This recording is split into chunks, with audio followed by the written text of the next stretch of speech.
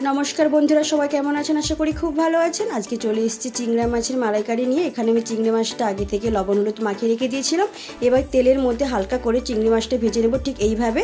এবার সরষে তেলের মধ্যে জিরে, গোটা মশলা, তেজপাতা আমরা ফোড়ন দিয়ে দেব। এবার আমরা দিয়ে দেবো 2 চামচের মতো পেঁয়াজ বাটা। অবভিয়াসলি পেঁয়াজ বাটাটাই দিবেন। তো এবার পেঁয়াজটা খুব ভালো করে লাল লাল করে ভাজতে হবে। এবার আমরা দিয়ে দেবো আদা বাটা। এবার আমরা রসুন বাটাটাও দিয়ে দেবো। ভালো করে এবার মশলাটা আমরা কষবো। কষা হয়ে গেলে এখানে আমরা দিয়ে দেবো টমেটো পেস্ট। তো টমেটো বাটাটা আবার খুব ভালো করে এবার মশলার সাথে কষতে হবে। এবার হালকা লবণ, লঙ্কার গুঁড়ো, হলুদ গুঁড়ো পরিমাণ মতো দিয়ে আবার আমার মশলাটা কষতে থাকবো।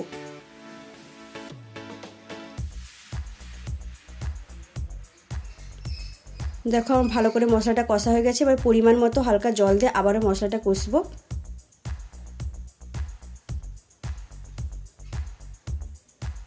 তো এখানে আমি নারকেল দুধের বদলে এখানে আমি দিয়েছি গুঁড়ো দুধ। তোমরা যেখানে যেটা হোক একটা দিতে পারো। তো এখানে হালকা করে দুধটা দিয়ে আবার একটু মশলাটা কষবো। তোমরা যে কোনো একটা দুধ দিতে পারো, যেটা দেবে সেটাতে টেস্ট হবে। এবার চিংড়ি মাছ দিয়ে আবার একটু চিংড়ি মাছের সাথে মশলাটা খুব ভালো করে কষবো, যাতে মশলাটা ওর মধ্যে ঢুকে যায়।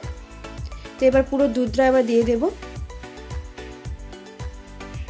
তো সামান্য পরিমাণ একটু জলও দিয়ে দেবো। তো ব্যাস আমাদের এটা তৈরি হয়ে গেছে। খুব সামান্য উপকরণ দিয়ে আমাদের টেস্টি চিংড়ি মাছের মালাইকারি তৈরি হয়ে যাবে খুব কম সময়ে। দেখো এবার একটা 2 মিনিট থেকে 3 মিনিট ফুটতে দেবো। দেখো আমাদের তৈরি রেসিপিটা ভালো লাগলে সাবস্ক্রাইব করে দিও। বাই।